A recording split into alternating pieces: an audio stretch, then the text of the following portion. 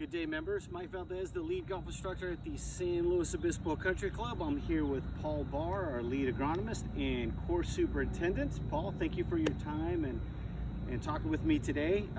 Today we're going to talk about a little bit about how to repair a divot. There are a couple ways to repair a divot, especially during COVID times and not being able to touch certain things. There are some ways to repair a divot without touching or getting a lot of hands on a lot of things. One of those ways is if we have a fresh divot here, okay, and we don't have sand and seed, or we can't replace the divot, put it back on top and step on it. I was taught this many years ago, but if you have your golf club, we can actually kind of kick in or knock in the sides of the divot this way, correct? Now, we have a little bit of turf coming up. What we would do is then just gently step down on that divot, and it's not so deep and not so wide. In a perfect scenario, obviously we would have sand and seed or sand and mulch. That was a good little faux pas there. Sand and mulch, we can get the sand and kind of gently just sprinkle it in. Now this is where it's really important. We don't want to have that sand just kind of piled up. So we can kind of step on it and make it flush with our foot. So now that that soil that's there is flush with the grass. And why is that important, Paul? Yeah, so Mike's giving you two great examples here. So the first example is great because once again, he's stimulated growth. He's encouraging growth and recovery. If you have a hard edge that's just been disturbed, by the golf club, then you got some compact dirt down below, and you have the grass is not.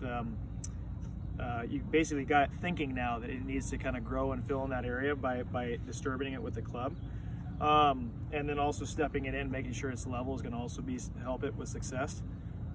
With this this style, with filling in with sand and mulch, it's going to. What we want to do is we're trying to accomplish level, right? So the idea is that we would be filling this back in with sand so that it helps the turf grow in laterally. And but if you leave it high, then the mower is going to come through here and it's going to dull up mower blades. And there's a lot of money that goes into your reel mowers to try and maintain this turf at a nice precision sort of cut and uniformity. And so by doing that and leaving the sand too high, then it knocks off the mowers, and then you get these inconsistent cuts on your turf, on your T-tops. And so it messes with presentation, but also for level and playability. The other thing is lots of superintendents worry about having the par threes, where if someone goes through and doesn't worry about level, then you're going to be getting in 1 week's play, your T-top goes from level to unlevel because of all the different heights that you've established with the mounds of mix. And if you have your turf growing quickly and recovering, then it's going to grow in over that, and then you're going to have a whole bunch of mounds throughout your par 3 tees where you're taking divots. So there's lots of things there where it's going to help with either maintaining equipment, recovery of that divot, and just maintaining level for establishing and maintaining a flat T-top for presentation and for playability purposes. So you did catch my faux pas with seed in the sand mix. So I know that we're trying to get uniformity on the tees and on the fairways. What would you like to say about that as far as any kind of amendments in the sand and mulch? Right, so call it new golf course. We have a new turf on our T-tops, which is the Bermuda that we're standing on here. And the Bermuda right now, for those that haven't been taking the tours, we're establishing a one turf right now, which is Bermuda. And the Bermuda is going to help with recovery in these growing months. And divots are going to recover real quickly versus what we had before. But, and that requires no seed. The reason that we want to have control of what media is made, so even the sand that we choose and the combination of mulch that we put in there is something we want to have control, because we always want to try and have a consistent what's going down. So people that I think it comes from a great place, people make their own mix or buy their own sand or whatever else, maybe there's rocks in that. It also, if someone were consistently doing that, then it leads to inconsistent spots on the T-top that show, you know, maybe 2 years later. And then also by having seed in there, we are trying to go with Bermuda. Bermuda is not generated by seed. So if any seed that you put out here on a T-top is going to be a weed that we won't want. And so we want to make sure that we're controlling what turf we're growing, and we don't want to be working against ourselves by putting seed into our mix. Same thing for the kikuyu and the fairways, is we want to make sure that we do not have seed in our mix, because we're trying to go for a monostand of kikuyu in the fairways and work the ryegrass out of those fairways. Gotcha. And that's, like you said, we'll get more uniformity, and from a golfer's perspective, you look at that and it's really beautiful, because you don't see discolorations, you don't see the different types of grass popping up.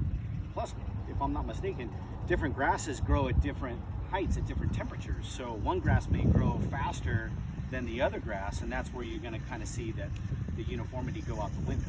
Yeah. So whatever seed you're putting down, it might, like Mike's alluding to, is one time a year. You may not see it in the summer, but if you're looking at it in the winter time, you know, and the Bermuda were to go off color, then you'd have that particular turf stand there, and you'd have patches of it throughout your T-top or in your fairway too.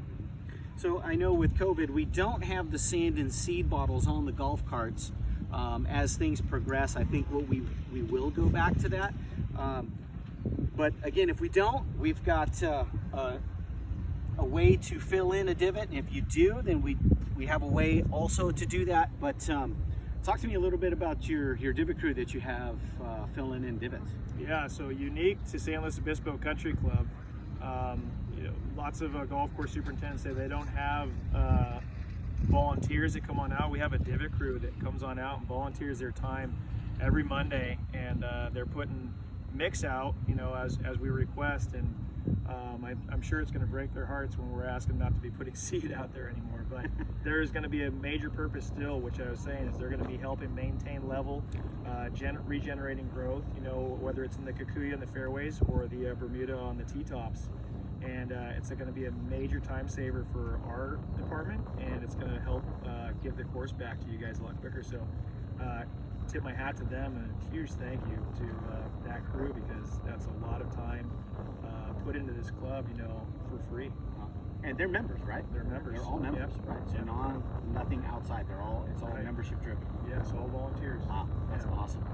That's awesome. And that makes a good point too. Like Paul was talking about the par threes. You know, if you have sand and you pour it out a whole lot over 1, 2, 3 years at a time, you will start to see that ripple or that mounding effect. So we'll also see that in fairways. So because, you know, for most of the time we are hitting into kind of areas, so it's really important to fill, but be careful on how much sand and mulch you're putting out there. Yeah, you want to go for level, or maybe even just a little bit below rather than full. Yeah, awesome. And again, too, this is all driven with opening up holes 2 through 9 coming up here in the next upcoming weeks. We want to keep the golf course beautiful. I know I'm going to do my part when I start to play, and I know you're going to do your part, but we're asking members to really do their part in making the course beautiful for every member. So again, Paul, thank you very much for your time. I know you're busy with the renovation and, you know, your little one at home. You got to spend time with that little guy and the wifey too. But I want to thank you for your time. And I'd also like to thank the members for their time for watching the videos and continuing to watch so that we can keep our course beautiful. Appreciate your time and your interest. Thank you. Till next time.